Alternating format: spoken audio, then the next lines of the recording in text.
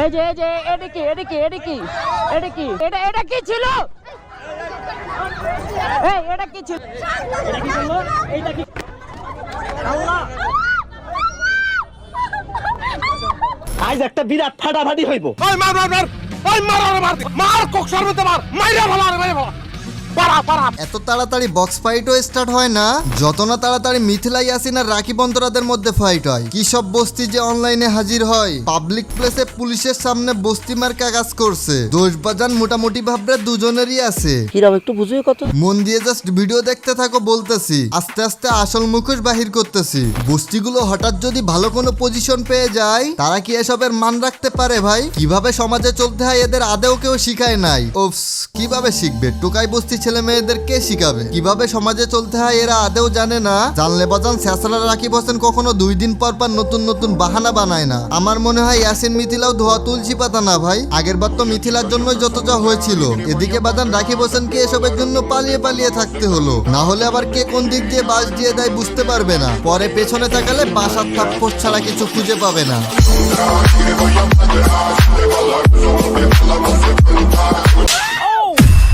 So hey guys, this is Angry Ripon. Welcome back আরো একটা নতুন ভিডিওতে। ওয়েলকাম গাইস, আশা করি বুঝতেই পারছো আজকে কোন দুই টিমকে নিয়ে কথা বলতে যাচ্ছি। যদিও বাংলাদেশের বিগেস্ট ইউটিউবার, বাট এখনো তাদের স্বভাব চরিত্র পরিবর্তন করতে পারলো না। সেই টোকাই বস্তিদের মতোই আছে। যদিও টোকাই বস্তিদের মধ্যে অনেক ভালো ভালো মানুষ থাকে, সে তো বস্তি মার্কা ছেলে পেলে এটা ছাড়বে কিভাবে? রাস্তার ভিতরে যে ফাইট হয়েছে সেটা তো তোমরা ভালো রকমই জানো। আমি জাস্ট আমার কথার মাধ্যমে তোমাদের কিছু SMS দিতেছি, এটার জন্যই ভিডিওটা মেক করেছি। আর হ্যাঁ, আমাদের সেই ছোট্ট ফ্যামিলিটা আজকে 7000+ একটা ফ্যামিলি হয়ে গিয়েছে। সত্যি আমি মুগ্ধ তোমাদের ভালোবাসা দেখে। আনরেগুলারিটির জন্য চ্যানেল ডাউন হয়ে গিয়েছিল, তাও তোমরা ফুল দমে সাপোর্ট করেছিলে। লাভ ইউ অল কলিজা। তাড়াতাড়ি 10K হয়ে যাবে তো নাকি? আমি তো আশা রাখছি ইনশাল্লাহ তাড়াতাড়ি হয়ে যাবে। কি কমপ্লিট করে দিবা তো তাড়াতাড়ি? আচ্ছা ঠিক আছে। আর হ্যাঁ গাইস, এই ভিডিওর লাইক এম রাখলাম 402টা আর কমেন্ট এম রাখলাম 49টা। কি 24 ঘন্টার ভিতরে কমপ্লিট করে দিতে পারবা না? যে করে হোক কমপ্লিট করে দিও, ঠিক আছে? চলো এখন মেইন টপিকসে চলে যাই। তাহলে চলো। মিথিলাকে কে মারছে? পাবলিকে, রাস্তার হকার, নাকি পুলিশে, নাকি রাকিব হোসেনের ফ্যামিলি? আমরা নিজেরা কনফিউজ না হয়ে ইয়াসিনের কাছ থেকেই শুনি। আসছিল হচ্ছে অন্তরার ফ্যামিলির সবাই, শুধু অন্তরা ছিল না। অন্তরা মেবি রাকিবের বাসায় ছিল, এর কারণে ও আসেনি। ও, রাকিবের ফ্যামিলি মেম্বার মেরেছিল নাকি এটা সাজানো প্ল্যান করা ছিল? কোনটা? আমার তো মায়ের কম অ্যাক্টিং মনে হচ্ছে বেশি। হেলমেটের উপর দিয়ে মায়ের খেয়েও নাকি 2 ঘন্টার মতো অজ্ঞান ছিল। এটা শুনেই তো আমার কেমন জানি পাচ্ছে হাসি। তাও একটা মেয়ের মায়ের খেয়ে মেয়ে 2 ঘন্টা এইভাবে অজ্ঞান হয়েছিল, ভাবা যায়? আর ভাই অ্যাক্টিং মনে হবেই না কেন? না হলে ভাই ইয়াসিনের ওয়াইফ ওইখানে মায়ের খেয়ে পড়ে আছে আর ইয়াসিন এদিকে ভিডিও বানাতে ব্যস্ত হয়ে গিয়েছে। ও আচ্ছা, কন্টেন্ট দরকার তো, কিছুদিন হাইপে থাকতে হবে তো, তার জন্য বুঝি। এখন বলতে পারো ভাই এভিডেন্সের জন্য ভিডিওটা করতেছিল। হ্যাঁ, আমার যতদূর মনে হয় এইটাই কারণ, বাট আমার কাছে কেন জানি না মনে হচ্ছে কন্টেন্টের জন্য এমনটা করছে। মেন ফোকাস এভিডেন্সের জন্য না কন্টেন্টের জন্য ছিল, এমনটাও তো হতে পারে। এটাও হতে পারে। আর এখানে পুলিশ ছিল, এভিডেন্সের কি দরকার? পাবলিককে বোঝানোর জন্য। ঘরোয়া ব্যাপার পাবলিককে বোঝানো লাগবে না, নিজেরাই ঠিক করে নাও। যদিও এটা বাইরে চলে আসছে, বাট ভিডিও না করলে তো আসতো না। ঘরোয়া ব্যাপার ঘরোয়া ভাবরেই মিটে যেত, পুলিশের ঠাপকে এমনিতেই সোজা হয়ে যেত। যদিও আমাদের পুলিশের যা অবস্থা, তারপরেও এভিডেন্স লাগতো মেনে নিলাম, কিন্তু মার খেয়ে পড়ার পরে তো বউকে একটু ভালো করে দেখবে নাকি? কে মারছে এটা তো ক্যামেরা বন্দি হয়েছে, পরে তো ক্যামেরাটা রেখে বউকে সামলাতে পারতো। কুল রিপন কুল, অন্যের বউ নিয়ে তোরা তো মাথা ব্যথা কেন? কুল কুল। চিন্তা হয় ভাই, চিন্তা হয়। মিথিলা যদি রাতে ইয়াসিনকে খাট থেকে লাথি মেরে ফেলে দেয় আর বলে আমি পড়েছিলাম দেখো নাই, এখন তোমার আমার খাটেও জায়গা নাই। কি বলছিস তুই? ইয়ে মানে ওইটা আসলে বলতে চাইনি, এমনি ভয় হয় বলতে এটা বলতে চেয়েছিলাম। ইয়ে কি যেন বলতে চেয়েছিলাম, আসলে তো কিছু বলতে চাইনি। কি দিয়ে বোঝাই এখন, এটাই তো বুঝতেছি না। আর দেখছো কত গরম পড়তেছে, দেখছো গাইস? মারাত্মক গরম, তাই না? কি যে একটা অবস্থা হয়ে গেছে। একদম টপিক চেঞ্জ করবেন। উপস, টপিক চেঞ্জ হয়ে গেছিল। ক্লিপ লাগাও, টপিকসে ঢুকাইতেছি, মানে টপিকসেই ঢুকতেছি, টপিকসেই, অন্য কিছু না, ঠিক আছে? টপিকসেই, টপিকস। ওকে ওকে ওকে ওকে।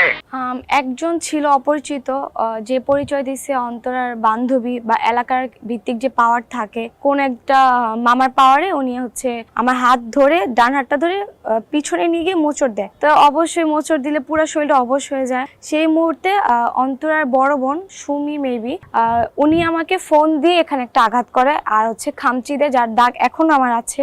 আর হচ্ছে ইতি, সানজিদা, পিছন দিক দিয়ে ঋতু আর অন্তর আমাকে লাথি মারে, যেটার ভিডিওর প্রুফ আছে আমাদের কাছে। হঠাৎ আচমকা হামলা ব্রেনলেস মানুষ ছাড়া কে করতে পারে? এসব মানুষ কেন যে অনলাইন জগতে এসে অনলাইনকে দূষিত করছে? বাংলাদেশের বিগেস্ট ইউটিউবার হওয়ার পরেও সে তার জায়গাটাকে ভালো করে রাখতে পারে নাই। মেইন কালপিট তো রাকিব ভাই। এক সময় এক নতুন নতুন কাহিনী করে হাইলাইটে থাকার জন্য নিজের টিমের মধ্যে ফাটল ধরিয়ে ছাঁচরামি করে ট্রেন্ডে থাকে শুধু টাকার জন্য। মানুষ তো সহজেই চুতিয়া হয়ে যায় না ভাই, আমি সবার কথা বলতেছি না, আমি ওই রাকিব হোসেনের সাবস্ক্রাইবার গুলোর কথাই বলতেছি। বিশ্বাস করেন বাজান, আমি নিজেই জানতাম না বাংলাদেশে এত পরিমাণ মানুষের ব্রেন ঠিক জায়গায় নাই। আফসোস আফসোস। তোমার হেলমেটটা খোলো না। দাঁড়াও দাঁড়াও দাঁড়াও দাঁড়াও।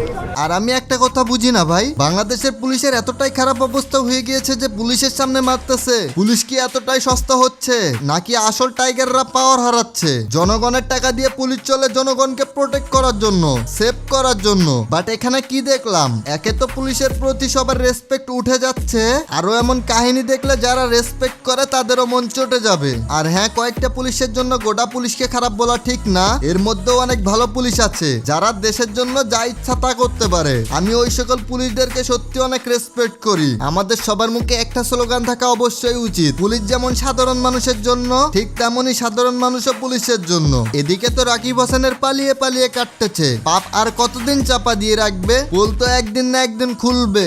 মুক্ত দূরের কথা, শরীরের গন্ধও লুকানোর জায়গা পাবে না, সেদিন আফসোস করেও সম্মানটা ফিরে পাবে না। আমি বারবারই বলি, খারাপ হয়ে চললে মানুষের মুখে হঠাৎ করে বড় হয়ে যাবে, সম্মান আর টাকা দুইটাই হঠাৎ করে উপরে উঠবে, বাট সেখান থেকে হঠাৎ করেই পড়ে যাবে। পড়লে হাড্ডি গুড্ডিও খুঁজে পাবে না, মানুষের নিন্দা খেয়ে জনসমাজে আসতে ইচ্ছা করবে না। আর ভালো হয়ে চললে আস্তে আস্তে ভালোবাসা বাড়বে, আস্তে আস্তে সম্মান, টাকা পয়সা সবই উঠতে থাকবে। আর ভালো হয়ে এভাবে উঠলে এটা পার্মানেন্টই থাকবে। ভালোবাসার মানুষ বানাতে পারলে ট্রেন্ডে থাকার জন্য নিজেদের মধ্যে ফাটল সৃষ্টি করা লাগবে না। তখন তুমি যাই করবে ওটাই মানুষের নজরে ভালো হয়েই থাকবে, ওই ভালো থাকাটাই মানুষ ট্রেন্ড করে নিবে। সেটাই। সো গাইস, দেখা হবে আর একটা ধামাকাদার নতুন ভিডিওতে। আজকের ভিডিওটা এই পর্যন্তই। আল্লাহ হাফেজ।